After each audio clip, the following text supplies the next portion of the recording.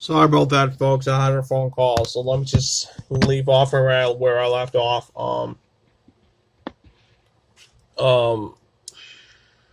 During 1994, Martin Fisher sometimes played the same shows as Krantz Heads on the Sean Krantz Heads on the Wall. Gray formed a death metal band called Body Pit. Soon it became popular in the local scene. Martin Fisher had stopped playing in the wake of the death metal increasing pull. Gray failed to get Jordison to join Body Pit, but soon after the recircle and local guitar teacher Mick Thompson, the band broke up. In September of 1995, Craig and Gray started a band called the Pale Ones. The lineup is made up of friends who met through a local music scene, including vocalist Josephine and guitarist Donnie Steele. Not long after their inception, Gray was invited Joyce into a rehearsal because the band was interested in experimenting with additional drum elements. Johnson was subsequently joined the band as their main drummer, moving Crank to percussion. Furthermore, Constantini also took the percussion while the remaining of the band's vocalists. The band had decided to invite Brainard to the as their second guitarist, bringing this lineup of 6 members. On December 4th, the band made their live debut playing the benefit show using the name Melt. Sorry, that's the fucking dog barking, but moving on. You might have to just go up to RURL stop. Much of the band's early development was retrospected attributed to late night playing sessions between Gray, Crank, and Jordison at St. Clair gas station. With Jordison work nights, it was there in the late 1995 that Jordison suggests changing the band name to Slipknot after the song of the same name. In December, Slipknot began their recording material at the SR Audio, a studio in the band's hometown. As they didn't have a recording contract, the band self-financed the project. The cost for it came up to an estimated $40,000. In February 1996, guitarist Darlington Steele Christian left Slipknot after the discussion regarding the band's lyrics. Producer Sean McMahon. Jordison said Steele's left. He had these God talks where we were supposed to be working. We were prepared to keep him on, but he didn't say he didn't want to stay. Steele himself said, I left for a few reasons. A lot have to be on my mind spiritually. During the mixing stages of the project, SR Audio, Craig Jones was circus Steele's replacement on guitar. However, throughout their time in the studio, the band has some samples in the recording that were not produced. These sounds live.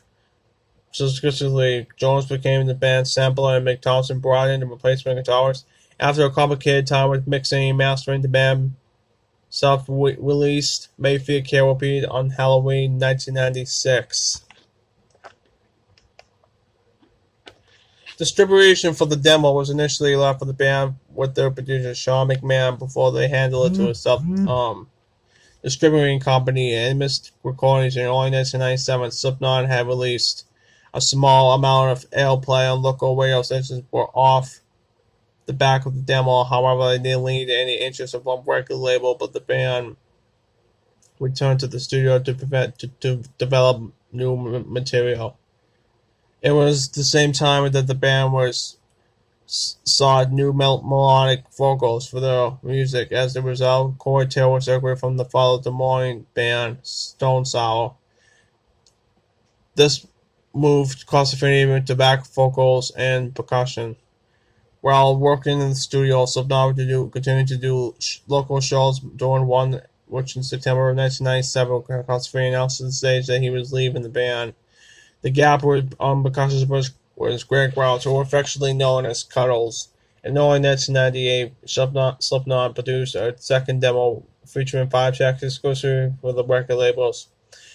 The band began to receive a lot of attention from the record labels and and in February 1998, producer Ross Robinson offered a promise to the debut album after attending rehearsals in Des Moines, and soon after, DJ Star DJ Slip Wilson has recorded the band's ninth member after joining great interest in impressing band members. In late June, Slipknot received a $500,000 seven-album deal for One Warner Records, and the band sealed a deal publicly on July 8, 1998.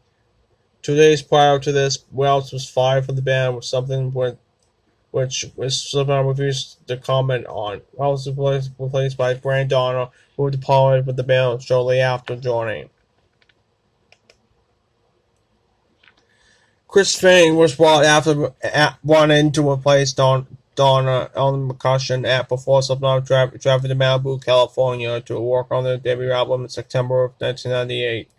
Partway throughout the recording process of the album, Slipknot returned to Des Moines for their Christmas period. During that period, guitarist Bernard had to decide to leave the band. He said, "Some decisions were made I wasn't happy with." Slipknot released a recorded Jimbo to complete the lineup, and the band returned to Malibu to continue on work on their album. Work on the album concluded in early 1999, allowing the band to go on their first tour as part of the Ozfest lineup in 1999. Ozfest greatly increased Slipknot's audiences, furthering the band's success with this self-titled album, which released in June 29th, 1999. Slipknot released their first home video, "Walking Through Our Neighborhood," which is directed by Thomas Minogro, and the singles "Rainbow" and "Spit It Out," which also was directed by him. The singles received some airplay, but Slipknot quickly developed a large following, mainly from touring and word of mouth. The band toured for several countries throughout 1999 and 2000 in the support of the album. In early 2000, Slipknot was solidified platinum, a first full Slipknot album released from One Warner Records. Okay, one more article and I'm gonna stop. My eyes are hurting. Anticipation for Slipknot's second album was intense. In early 2001, the band began recording for their second album at Sound City and Sound Images Studio in Los Angeles. Around this time, the conflicts between the band members due to extensive touring and recording schedules. Recording their second album ended in February of 2001, and the band embarked on an Iowa World Tour entitled Iowa. Slipknot's second studio album was released on August 28, 2001. Peaked at number 3, it was on the Billboard charts and at number 1 in the UK. The album produced 3 singles: the Heretic Anthem, which is a promotional single, Left Behind, and My Plague, which appeared on the soundtrack for the film Resident Evil. In 2002, Slipknot appeared in Rollerball 2002, performing I Am Hated. The release and intense promotion of the album resulted in sold out in large arenas in several countries. In mid-2002, Slipknot went on a hiatus because of internal conflicts, and the band focused on side projects. Vocalist Taylor and guitarist revived the band. Stone Sour drummer Jordison created Motor Dolls with Merciless Wednesday 13. Percussionist Crane founded, to my surprise, and Gigi Wilson went solo. For a while, the future of Slipknot was uncertain, and there was much speculation whenever the third album or would be split would be permanent. I don't have a problem with Slipknot during protest. I've seen so many comments that Corey said there were things to be resolved. I have no fucking idea what was he talking about. Nonetheless, on November 22nd, 2002, Slipknot released their second DVD, Disaster Pieces. I'll do another part of the article tomorrow. My eyes are starting to bother me, so that'll be all.